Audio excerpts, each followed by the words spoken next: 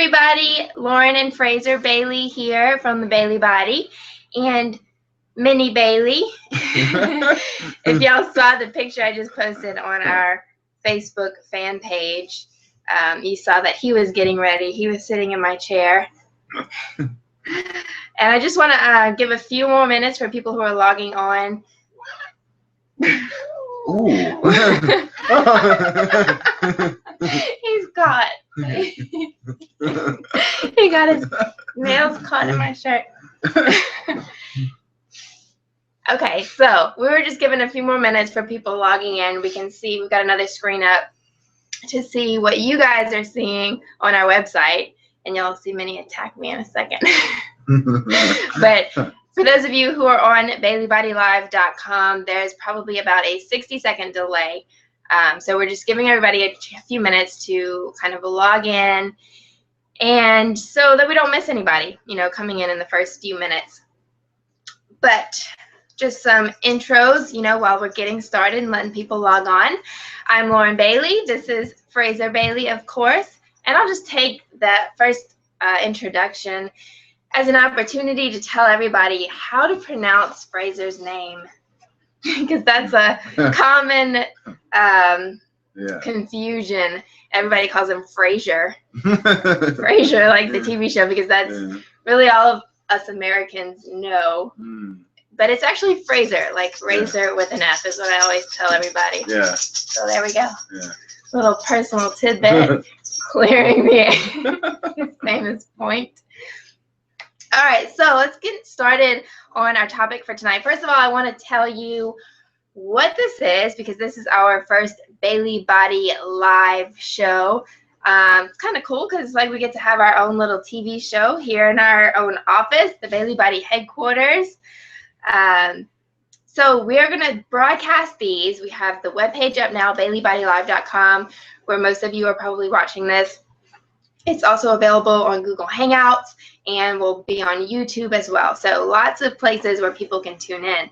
But we're just going to hang out every Wednesday night here, same time, same place, 7 p.m. Central Time for us. And we're going to have different topics each week. So we're going to try to bring you guys some interesting content, some things that you can learn and that you can apply in your own life, and just really reach out to the community. We've also got the Q&A enabled for this, so you guys can check it out beforehand and ask us questions, or if you just ever want to email us, info@thebayleybody.com, and or Fraser or Lauren at thebayleybody.com if it's something personal you want to talk to a specific person about. But you can email us with your questions or topic ideas. If there's something in particular that you would like to see us address, then definitely just let us know, and we can put it in the list for shows and things to talk about and help you guys with. Yeah. So first thing on the list for today, first show up, is anxiety. And this is something that is important to talk about because we all experience anxiety, I think, at some point or another. It's just kind of a spectrum thing. So it's, how much anxiety are you experiencing, or how often do you experience it, and that kind of thing. So we really want to address it. And you might think, well, what does this have to do with health and fitness? Like, you guys are the fat loss people. What does anxiety have to do with that? And it actually has a lot to do with it, because anxiety is a huge problem. It's something that is kind of an underlying and forgotten about and ignored problem, and it really manifests itself into physical conditions and physical health problems.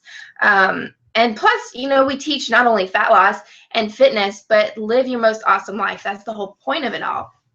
And if you're living in a state of chronic anxiety, it really just shuts down your entire personality. You can't enjoy life the same way, and you're not living your most awesome life if you're living in a chronic state of anxiety. So that's why, we're here. We want to talk about it tonight. We want to talk about the lifestyle factors that are either contributing to your anxiety and making it worse, and then also, the lifestyle factors that you can incorporate that will help eliminate some of that anxiety and teach you how to manage your stress. Because there's always going to be stress there. You know, you're always going to have stressful situations come up. You're going to have anxiety about things from time to time, but it's a difference between having like an acute situation where you're stressed or you're thinking about something for that immediate time period, and chronic anxiety where it's just half the time you're just finding things to be anxious about and you don't even know why you're anxious, but you're just always having those feelings come up. So that's what we're going to talk about today. Anything that you want to add in about what anxiety is? You know, maybe we should start there. No, I mean, I can just start explaining my story, I guess, Okay. rather than trying to define it, because I think, you know, for every person, anxiety is going to be different. You know, I don't think there's one definition that necessarily fits everyone. And part of my journey is kind of expressing that struggle through mental illness and helping people understand that, hey, fitness and mental health are very closely related, and just the quality of your life and mental health are very closely related. And you're gonna have to excuse me tonight because I have had a bit of a flu, so I am not feeling 100%, but you know, the show must go on, as they say. And so we're here. And I think first and foremost, I want to tell you a little bit about my story with anxiety first. And then once I give you the story, we can then give you some basic tools at the end there that I've used and that I know really help and work, so you can start kind of trying to implement some of those things into your life as well. So, you know, for those of you that don't know me, you know, I come from a background where I wasn't always into health and fitness. You know, I worked as a butcher for many years, and I basically struggled. I struggled a lot with my mental health, and I had a lot of anxiety. You know, and I find that anxiety and depression definitely come hand in hand. They're very closely tied together. And I found that especially around certain situations, my anxiety got really bad, and it would make me basically retract back into myself, and I knew I could become, because I was always constantly retracting back inwards. And so I remember a situation where, you know, it was a very poignant situation where I was going to get on the bus to head to university in the morning. And over a period of weeks, I noticed that my anxiety started getting worse. And it would get worse around large groups of people. So like when I was in a large group of people, I would start to feel quite claustrophobic. I would feel almost like I was suffocating, like I needed my own space. I needed to get into a corner and just breathe. And that sort of sense of claustrophobia and being trapped in and having everyone kind of watching me while I was panicked actually manifested the anxiety more and more. And I know that there's going to be people out there who can understand and relate to that, whether it be, you know, you go into a business event or a seminar, or, you know, a friend's birthday party, or you go into a parade, or whatever it may be, you're going to the beach even, and whatever it may be, you're not physically boxed in, but you feel claustrophobic, and that's that fear of anxiety. And I remember looking at the bus, and I was way down the back of the line, and I usually would try and get up the front, or I would wait till the next bus came, so I could get a seat where I wanted to sit that was like close to a window, close to the doors, that I could get away out of the bus quickly if I needed to. It was crazy. And this was the last bus, and it was completely full by the time I got to the doors, and I was looking at it, and I just started panicking. I was thinking, oh my God, like, it's so full, like there's so many people now, I've got nowhere to go, and I'm cornered. And so I went home. You know, I literally got back in my car, and the anxiety had manifested itself so much that I began to panic, and I felt nauseated. I actually felt sick. And so I used that rationale, oh, I don't feel very well, I'm a little bit sick today, to basically excuse myself from doing the things that I knew I had to do. And I know that many of you may be in that situation where you work yourself up into such a state of panic and almost like a negative sense of euphoria that you make yourself sick, physically sick. And sometimes the symptoms, we think we're sick, but it's just panic attack type stuff. But other times we physically make ourselves sick. And I know that sounds weird, but I've seen a lot of people who have physically made themselves sick with flu type symptoms, cold type symptoms, nausea, just from the thought process that the anxiety's created. So I went home, and I remember that day, because it was almost like that point in my life where I realized that anxiety really had taken a control and a hold over me. And this is right at the beginning of my fitness journey. So I still wasn't eating well. I was still consuming a lot of alcohol. I was training at the gym on and off a little bit. So I wasn't really focusing on the important things in my life yet. And that's probably why it was so bad at the time. So that's the very poignant sort of state in my life where I remember it. And there were other times, many times. It's not just one time, but there was an accumulation of times where, I might be at a social event or a party or something like that, and I would literally go home, or I would go into the bathroom and just have to splash water over my face and just breathe, because I would just be working myself up, and it was an internal thing.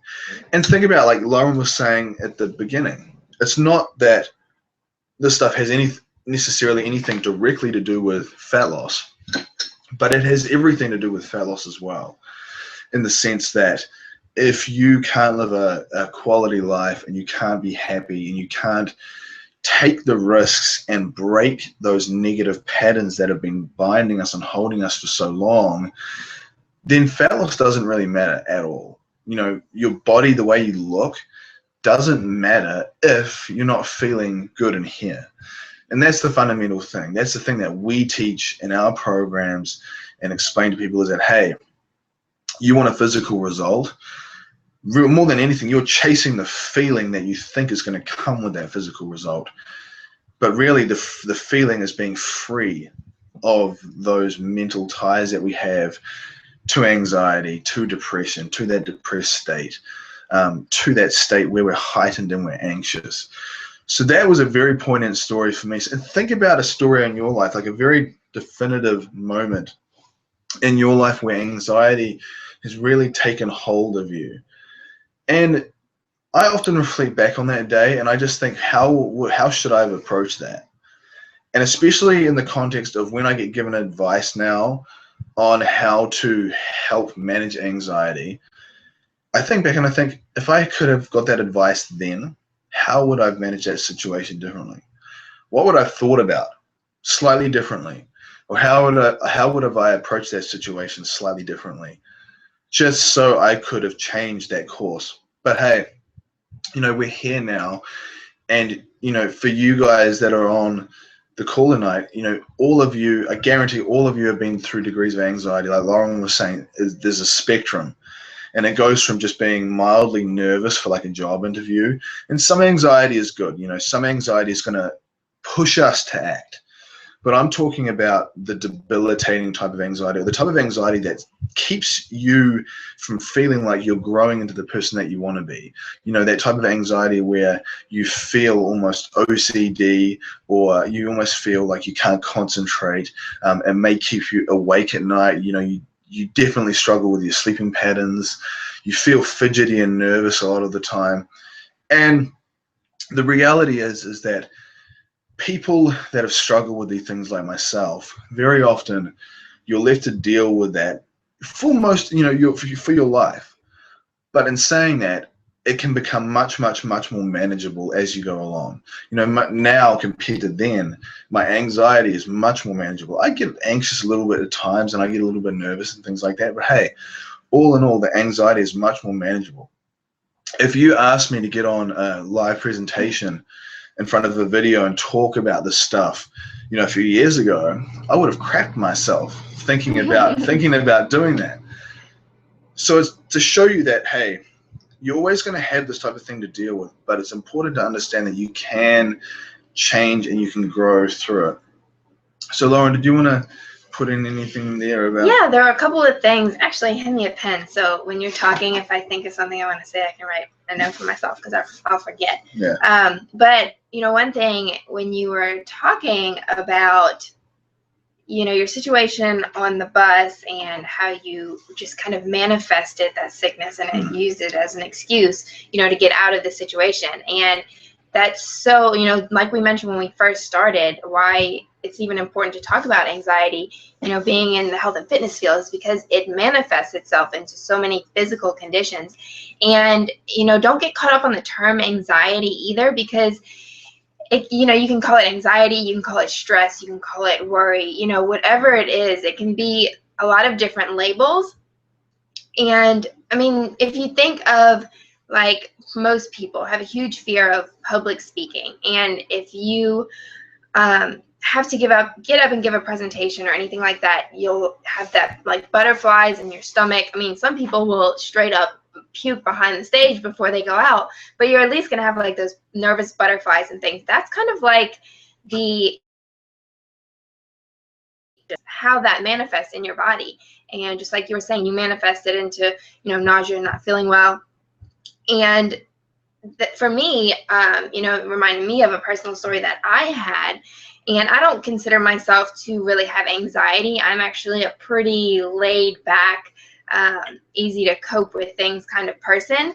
But I do tend to, sometimes I'll hold things in and I will get stressed internally. So it's not really like an anxious feeling, but I will get stressed out. And, several years back, probably 5 or 6 years ago now, I ended up in the hospital with colitis, acute colitis, for no apparent reason. Like, it wasn't anything diet related or anything like that. It was just stress manifested. And, anxiety and stress can cause stomach ulcers, high blood pressure, all of those things. But I didn't develop a stomach ulcer, but I did develop acute colitis.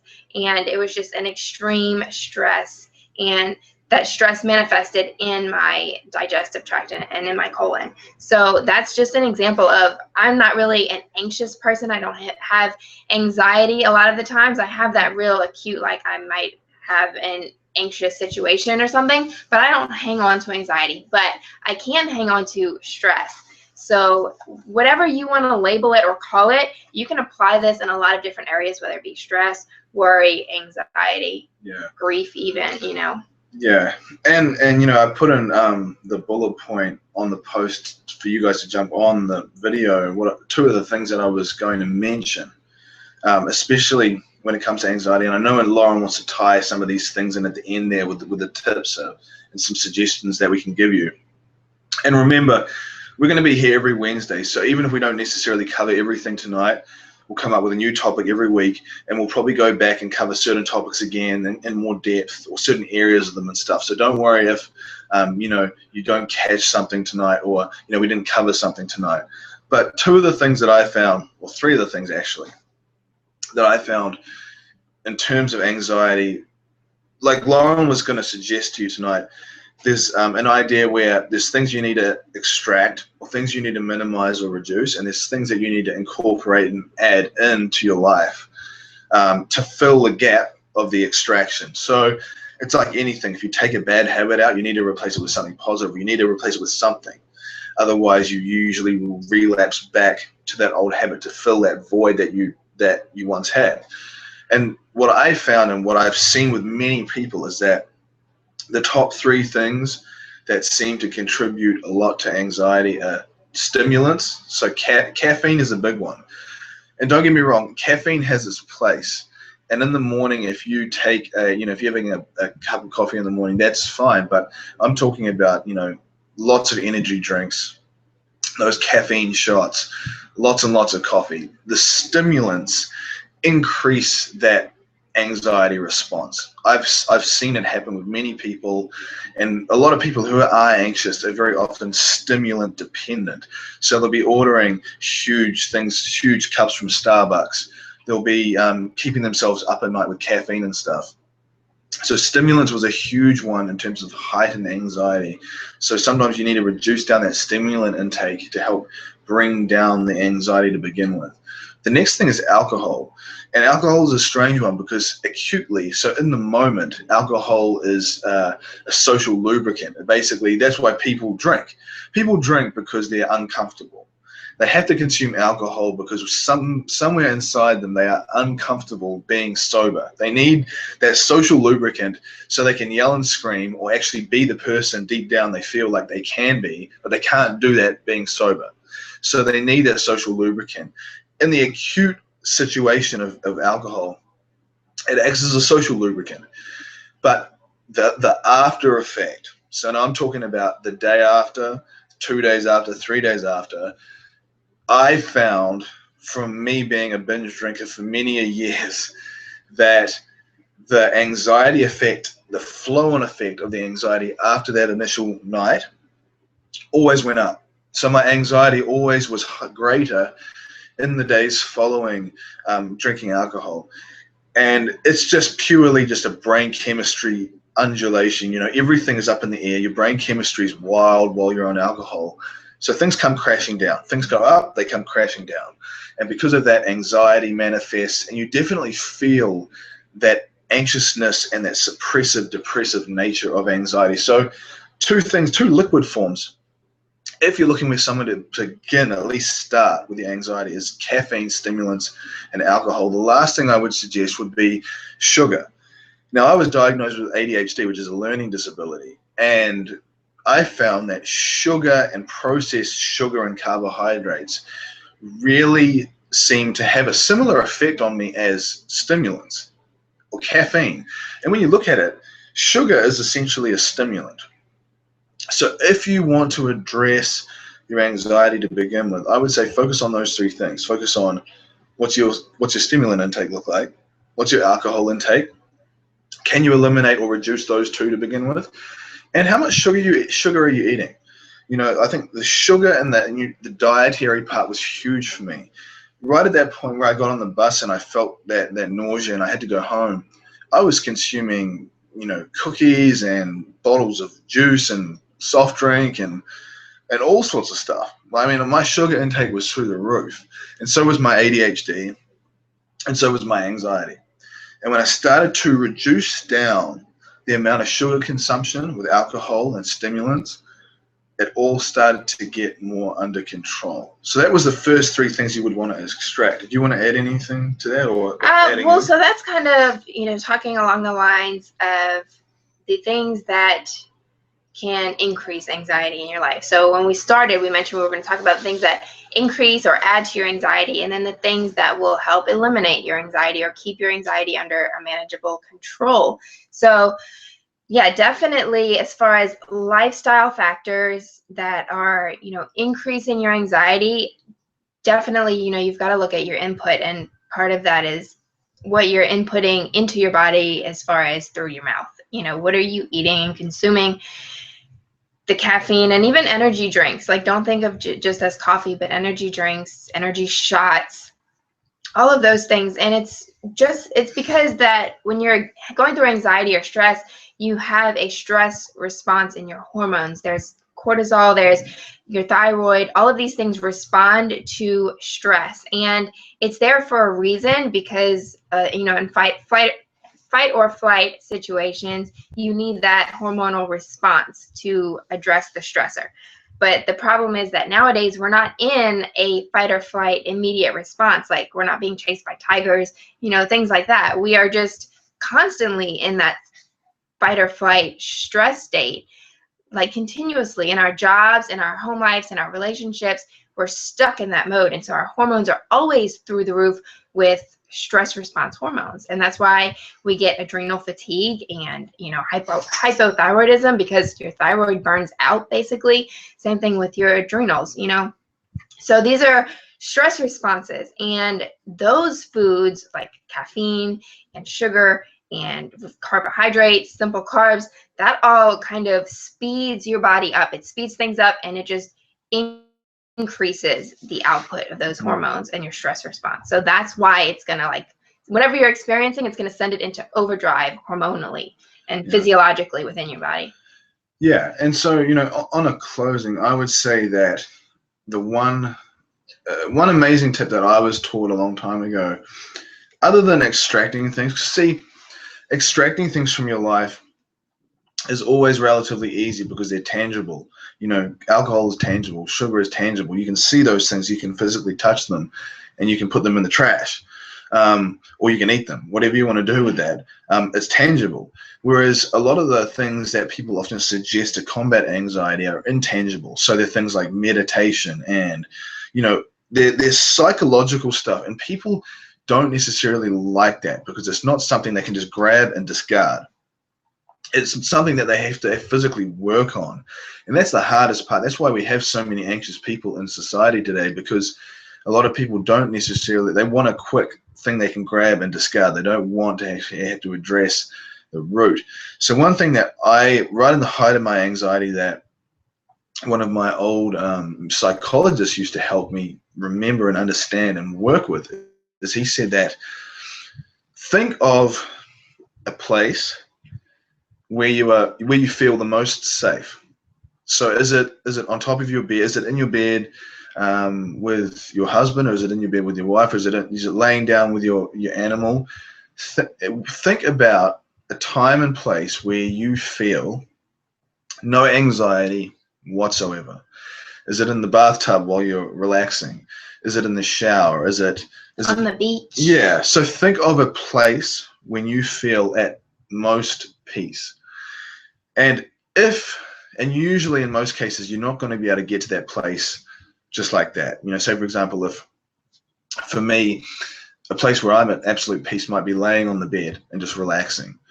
I don't have any anxiety if I'm just laying there after a shower and I'm relaxing. But if I'm out, I just can't just run home and just lay on the bed and get rid of my anxiety. It's not going to happen. And very often that's the challenge, is that if we're in an environment where our place is physically easy to access, that's fine. But if we're not in a place where it's physically easy to access, the challenge is then that we have to internalize that place in our mind. So we have to basically say, get back to that feeling. What is that feeling? For me, it was like, I feel at most peace and relaxed when I've just had a shower and I just lay on the bed and I'm feeling fresh and clean. I'm just laying back and I'm relaxing and I have no anxiety. So if I'm out in a stressful situation, I basically go inside myself and I think to myself, just had a shower. I'm relaxed. I'm peaceful.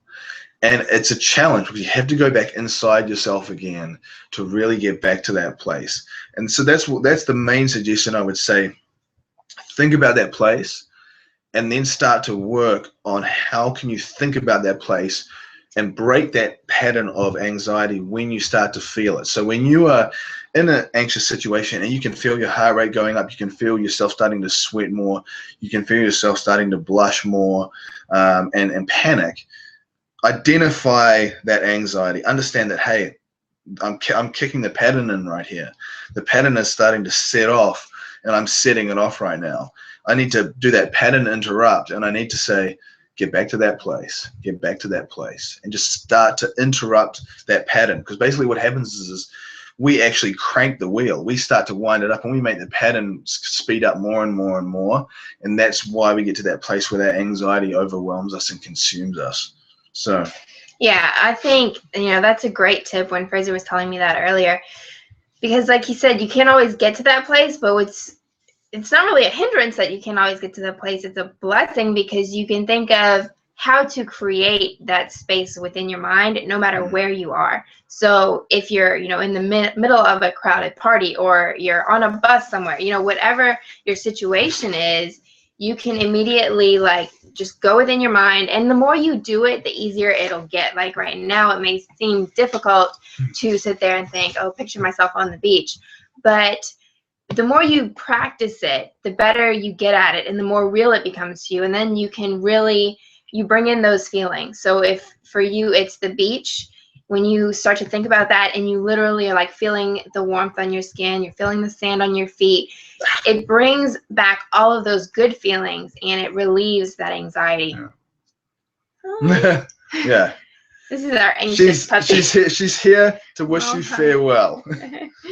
Yeah, so we scheduled this one for 30 minutes. We're just at about 30 minutes now. Yeah. But we're gonna do these for anywhere from 30 minutes to an hour each week.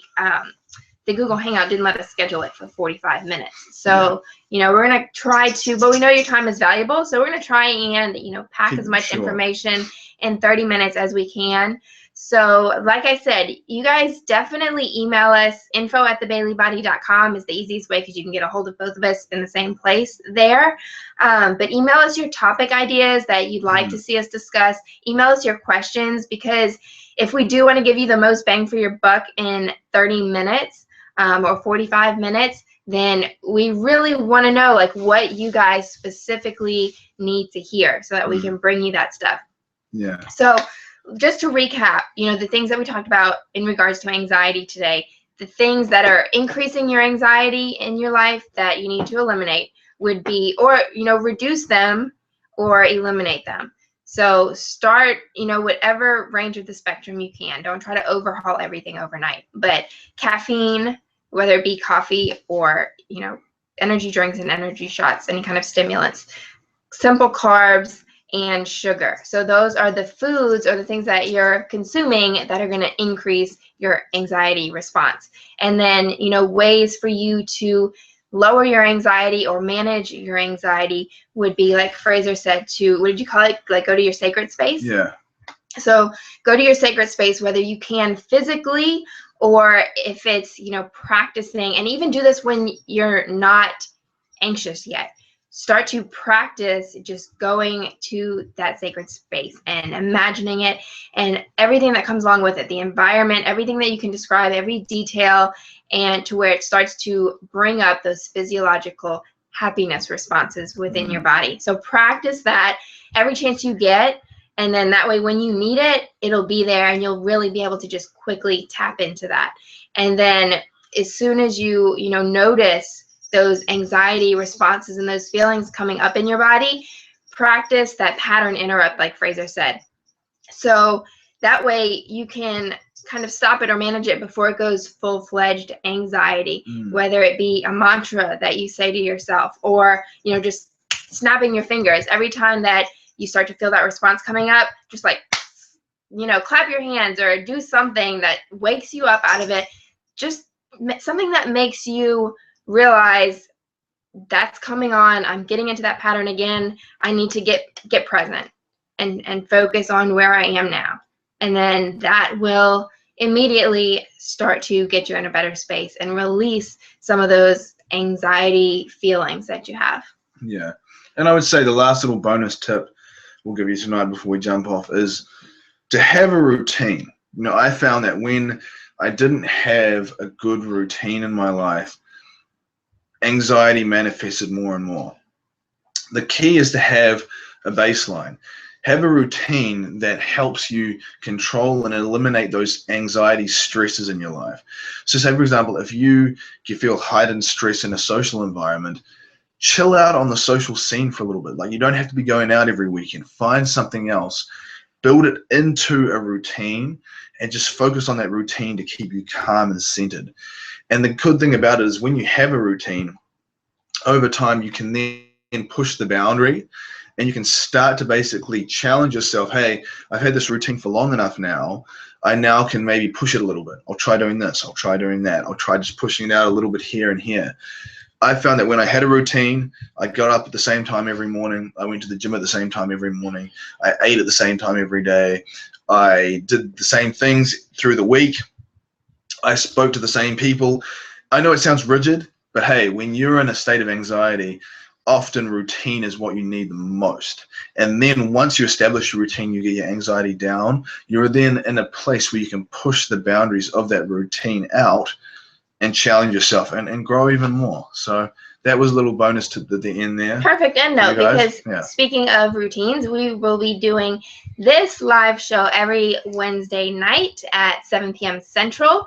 And if you go to BayleyBodyLive.com, underneath the video box, it tells you all of our most popular time zones. So it's got, Eastern and Pacific, New Zealand time, Australian. So check it out there. If you're not sure on your time zone, you can also use worldtimebuddy.com as an easy place to check out the different time zones to make sure that you log in when we're live. And we're also going to, be recording some of these. We'll post them up on YouTube. If there's something, really helpful that somebody in your life that it could help, then you can share that with them too. And please do. All right. So we'll see you back again here next Wednesday. Thank you guys for hanging out with us tonight. And don't forget to email us your topic ideas or your questions that you would like to see us talk about next Wednesday. All right, guys. Thanks. Y'all have an awesome night. Thank you. Bye. Bye.